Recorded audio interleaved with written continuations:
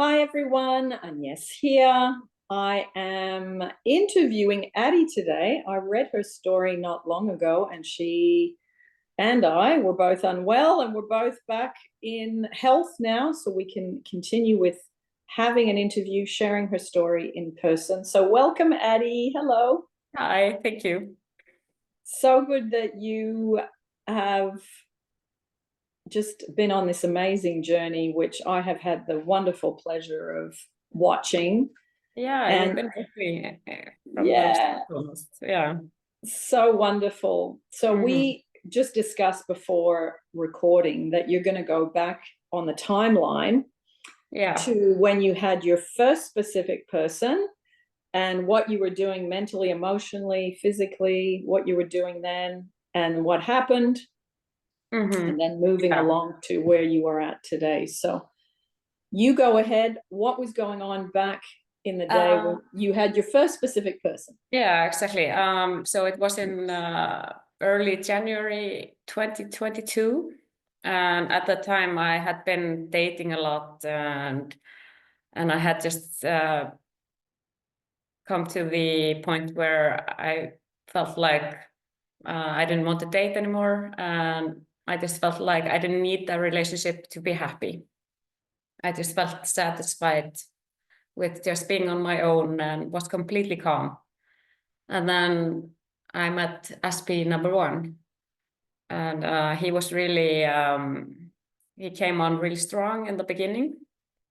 He, he almost told me he loved me, and he said he wanted to marry me, and he even invited me abroad after only 2 dates and stuff like that. So it happened all really fast, and I wasn't really sure about him at first. I was really unsure about him, but I think because he had such strong feelings, or kind of displayed strong feelings, I kind of got, in the end, swept away with it. And then as soon as I started to have feelings for him, things started to kind of go downhill. I guess I just started to become more needy and more anxious about losing him, and he probably felt it. So I kind of felt him just pulling back, and then of course I didn't pull back myself, which I probably should have done. I just started chasing him instead, and then of course he just ran away in the end. Addie, were you doing self-love at this point? No, I didn't even know about the self-love you teach at that point. Yeah. I actually didn't know about manifesting at that point either. I knew Okay. a little bit about law of attraction. I had watched and read the Secret movie and read all of Rhonda Byrne's books. Yeah. But I wasn't practicing it, and I didn't really believe in it. Not quite. Yeah. So I wasn't doing any self-love, and all my focus was on the guy, not on myself. And I tried, after he kind of pulled away, I went on YouTube and of course started searching how to get your ex back. And I saw this dating coach who recommended going no contact for 3 weeks. So I tried that. And of course it didn't work. I didn't work on myself at all. And I was really anxious at the time and just wanted my stuff back, And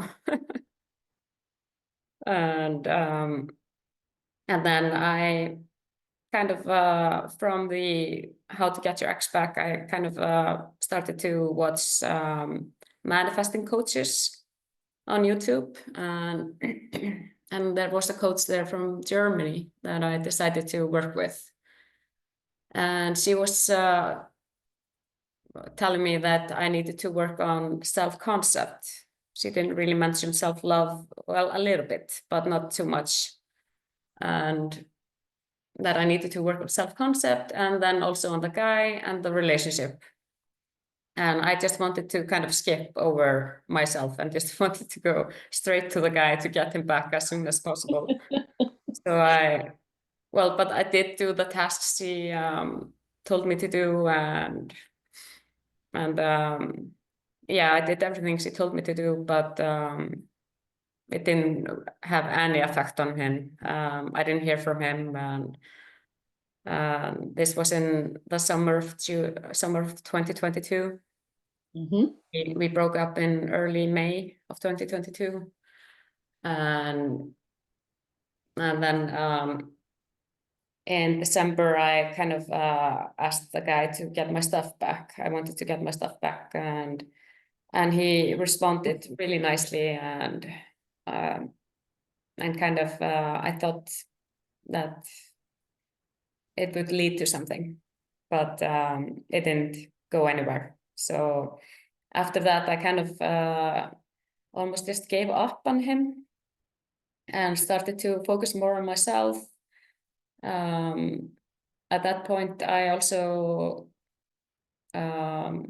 started to do more self-love meditations, and started to focus on just being happy by myself, like I was before he went away. And I went abroad I went to LA with my sister-in-law, and we had a really good time, and started dating other guys when I came back. And then I met this guy who I started dating for a few weeks, and he wanted to be my boyfriend from the start almost. He wanted to introduce me to his parents after our second date. And yeah, so it kind of reminded me a little bit of the SP #1. So I got a little bit scared and just decided to stop seeing that guy. And then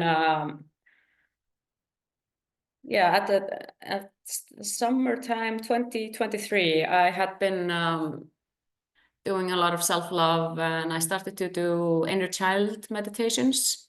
And at that time, the SP #1 came back and started to contact me, and was flirting, and I kind of just got really excited.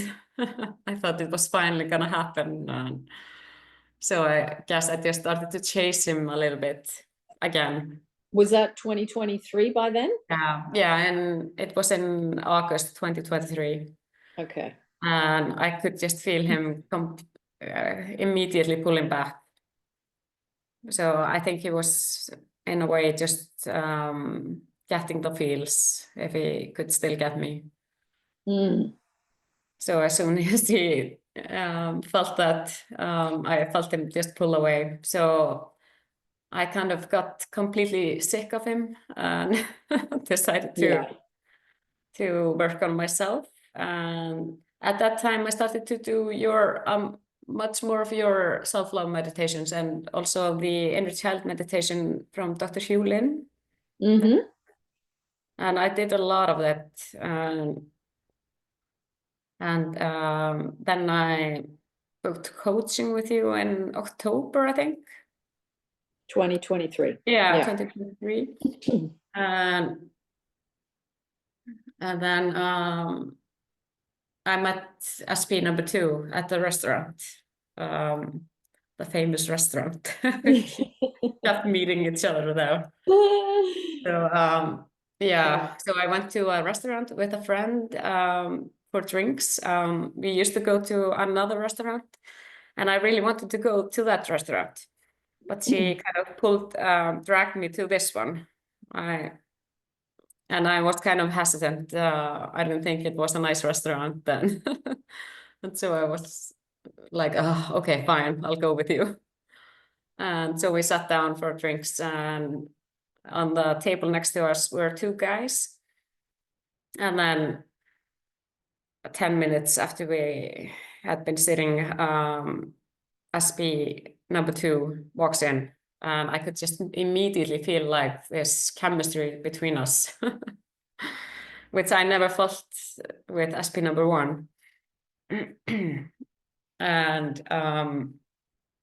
And he sat down with his friends and started talking to us. I could feel that he was kind of only interested in talking to me, not to my friend. and then I had to go. I could only stay there for like an hour, and then I had to go to. I had a dinner party that I had to go to, and I could feel that he was kind of disappointed that I had to go, but and then nothing more happened. We just said goodbye, and he said, "You don't have to pay for your drinks. I'll take care of it." And then a week later, I was supposed to be cooking at a friend's house, and I actually went there. I was cooking during the whole day on Saturday, and then the oven broke, so we had to postpone the dinner party. And one of my friends had been asking me to come out with her for a drink. So I called her and told her, okay, I can come for one drink. And she asked which restaurant. And I immediately just thought of this one because I had been there last weekend and it's close to where I live. So I said, okay, let's just meet there. And then we met there, and then I went there, and as soon as I was walking up to the restaurant, the SP number 2 was standing outside there, and I could just see how he was happy to see me. Oh. And then we kind of talked more, and he was there with his friends, and they were inviting us to come to a party at one of their friends' house. And is this 2024 now? No, 2023. It's still 2023. Yeah, it's in November. Okay, so a year ago now. Yeah, Yeah, exactly. And then yeah, my friend had to leave, so I didn't really think it was appropriate for me to go with a bunch of guys that I didn't know that well. Yeah. So I said thanks, but I have to go. Yeah. Could tell that he was a bit disappointed, but he asked me if he could hug me goodbye, and then he asked if he could add me on Facebook, which he did, and we talked a little bit on Messenger. And then a week later, I met him again. At that time, we actually ended up spending the whole evening together. We ended up going to a concert and then going out to eat, and yeah, it was really nice. And then and he actually kind of talked like he wanted to start a relationship, and I was really excited about it. But at that time, I was kind of I think I was a little bit chasing, maybe. And then we didn't see each other. When you say chasing, in what way? Like what kind way? Of energetically. Energetically. Yeah. I was kind of like hoping for a relationship with him. Yeah. And I immediately started to work on manifesting him with you. Yeah. And we did a lot of things. I continued to work on my self-love, and I did some scripts, I think. Yeah. And I also did your course on how to manifest an SP. SP self-love course, something like that. And this is still November at this point? No, this is in December, actually. Sorry. Okay, a month later. Okay. Yeah, so, it was during Christmas that I started to do the course, the SP self-love course, because I had a vacation and had time. And yeah. then in January, we saw each other again, and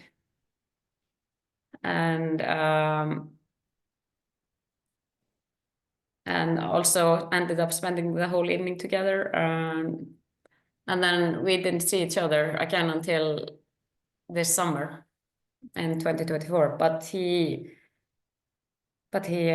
contacted me regularly, was both calling me and sending me messages, and it was like he wasn't ready to commit. Also not ready to walk away.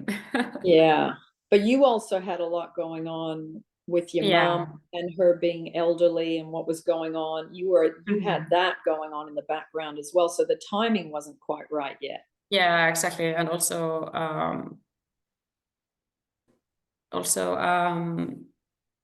there were other things going on too with my family, and yeah, especially during the holidays. So yeah, there were, I'm not gonna go into details. No, but it's good because it was like he had stuff going on, you had stuff going on, you kept the connection going, but it wasn't. What I like about all that was it wasn't too much, too quick, too fast. It was slow. Yeah. But it wasn't easy that it was slow, but when you look back now, it's like, oh, now I understand why we had to just, because you were still working on self-love and he was doing what he was doing, and it gave you more time to get used to it. Yeah, exactly. And then during that time, also between January and this summer, the SP #1 also started to contact me again, and with his flirty messages and asking me to see him. But I worked a lot on self-love during that time, and also on letting go. Yes. And I was kind of going back and forth with manifesting SP1, SP2, and manifesting the relationship in general. Yeah. And then I just completely stopped and was I think in the beginning of July, I was just completely done with trying to get a relationship. I kind of in my heart just knew that it would come at the right time and that I didn't have to do anything to make it happen. Yeah. So I guess just was able to let go. And I remember in the beginning of July, one of my friends asked me to see her, and we decided to go to that restaurant. And I had been there frequently, but I hadn't seen my SP #2 since January there. So I wasn't all expecting to see him, and I wasn't even trying to. That time I was just looking at him like a friend. I had no interest in getting into a relationship with him, or at least I wasn't trying to. Yeah. And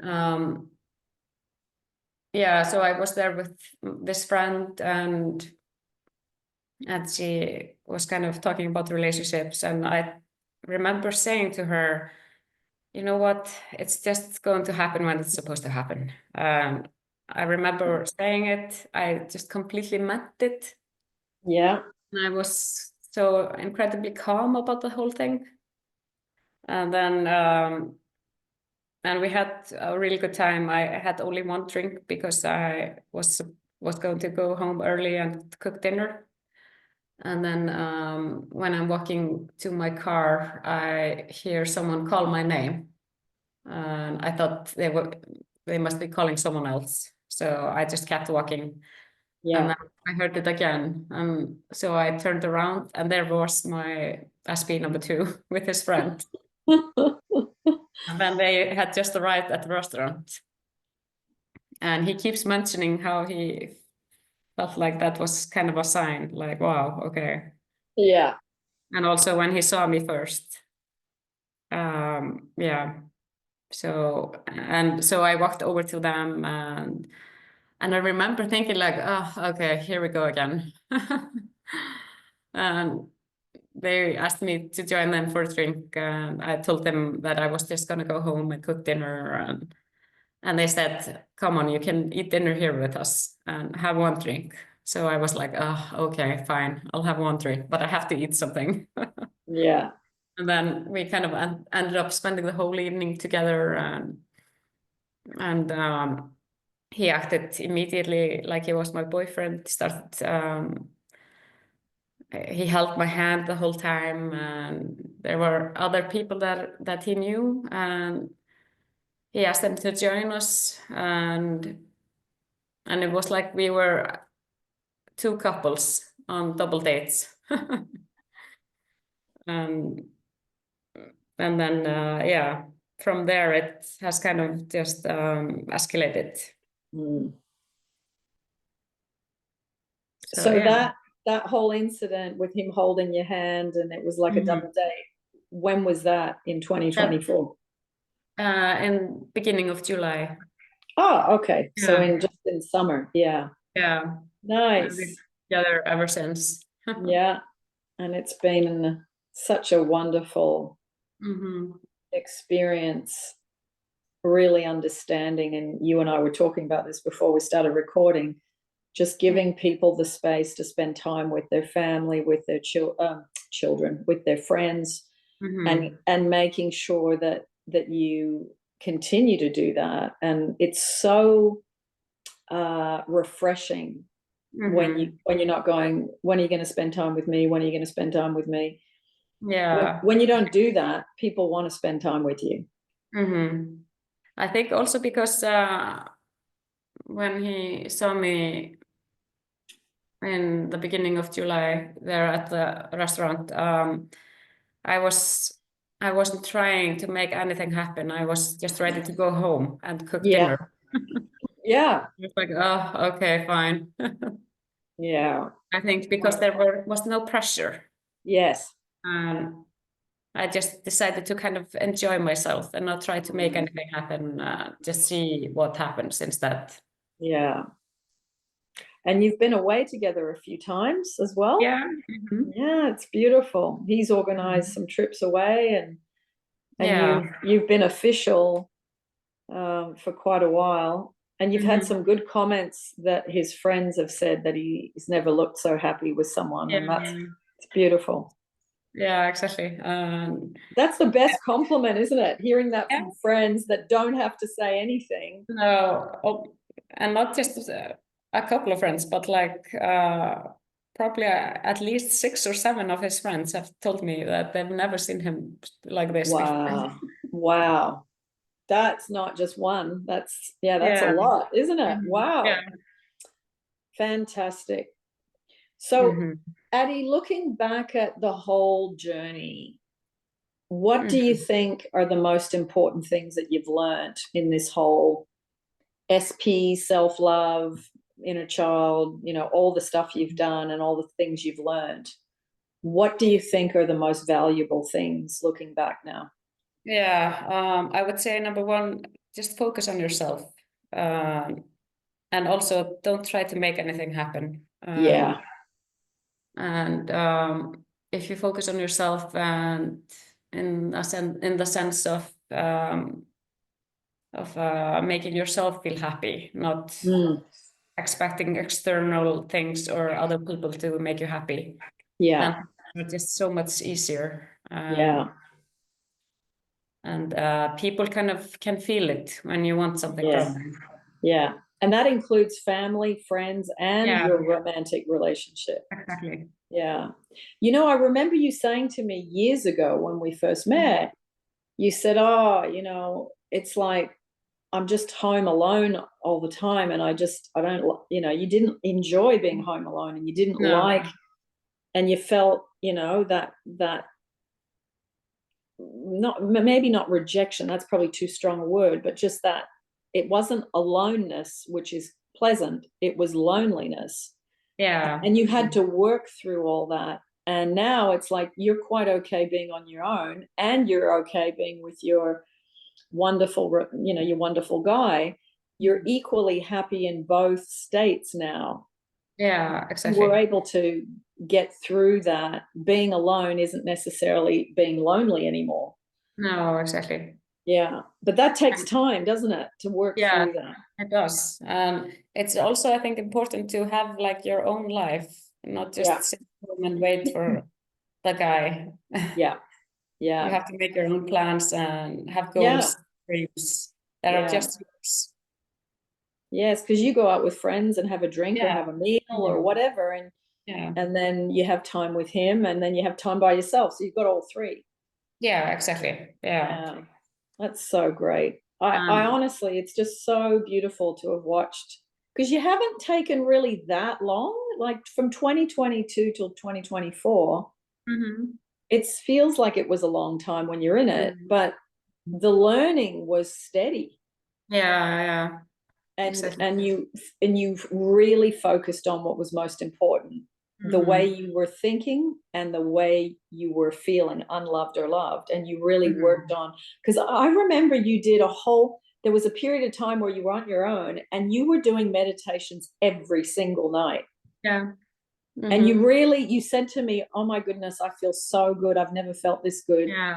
And I remember saying to you, oh, you're there. You're now there in the state of love now. You're there. Yeah. I think it was in probably in January probably in January last year, 23. Yeah. No, 24. This year. Yeah, in January this year, I was doing a lot of Joe Dispenza meditations. Yeah. And some of them were like 1.5 hour long. Yeah, your concentration really got so good. And some of them were also focused on where I was focusing on the SP number 2. Yeah. And I guess it worked. It really did. It really did. And I have to say, it's such relief when you finally understand how the pieces work and what's the most important thing, and you just do those things, because there's so much stuff out there on YouTube. I actually think it's harder for everybody now because it's an overwhelming amount of information, and some information, this person says this person says that, there's conflicting information too. Yeah, exactly. When I started, there was only books because there was no internet, and it was easier.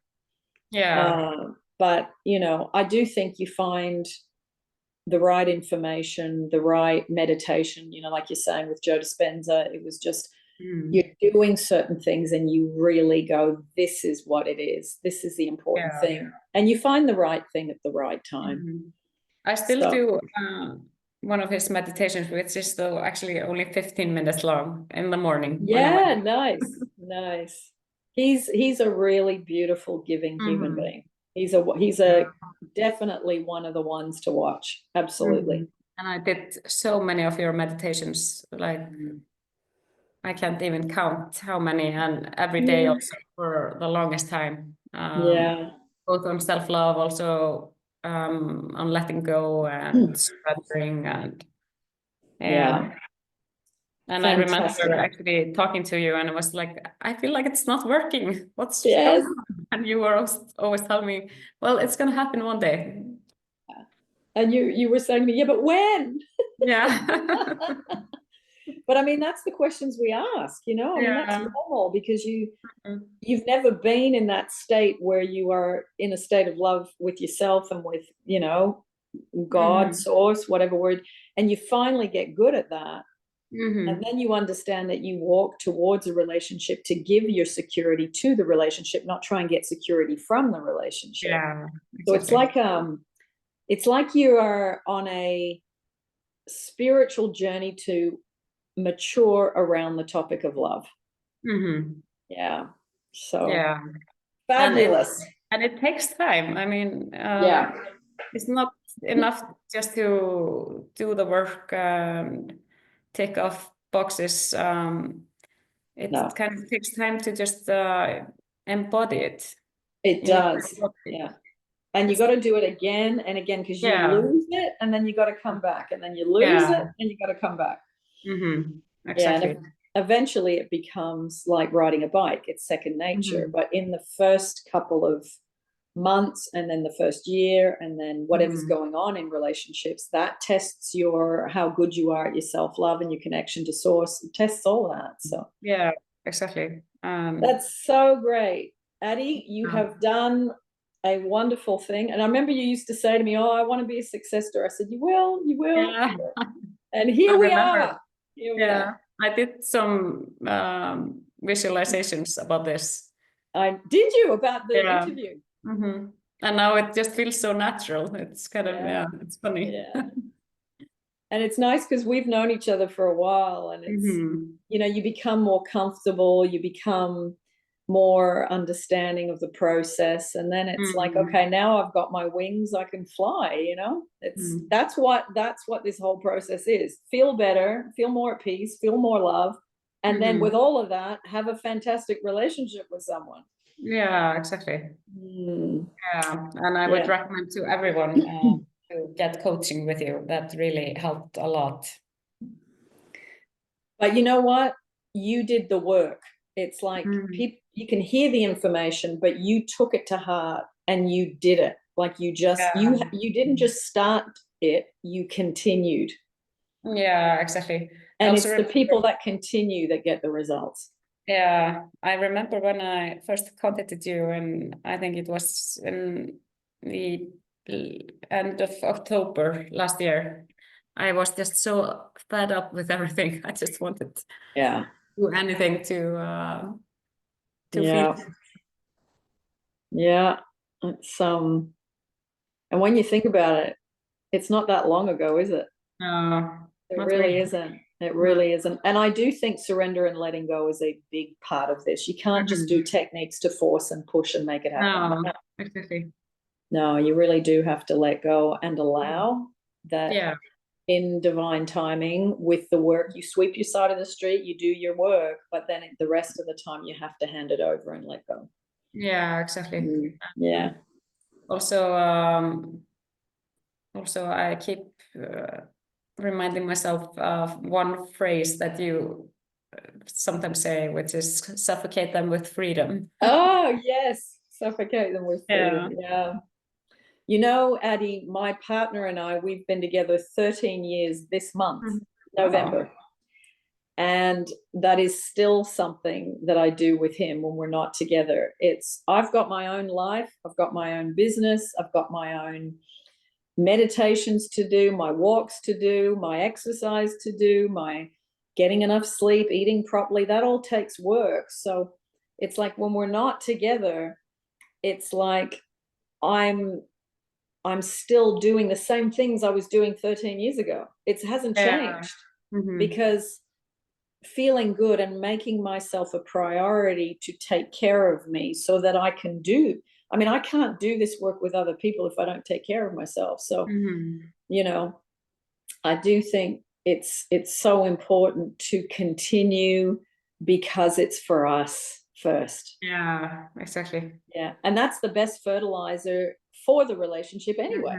Yeah, definitely. And also, I mean, who wants to be in a relationship with someone you're trying to force to be with you? Yeah. And someone who's trying to suck love out of you because they don't have any themselves. They're just trying to get more. I'm dissatisfied. I'm not getting enough. I want more. And eventually that person gets so drained and so tired, they need to get away from you. And that's it's a terrible thing that we do when we don't know. But when we don't know any better, we can't stop that until we hit a breakup. Then you do some research, then you find out about what you're doing wrong, and then you go, oh, I didn't know about this, and then you learn.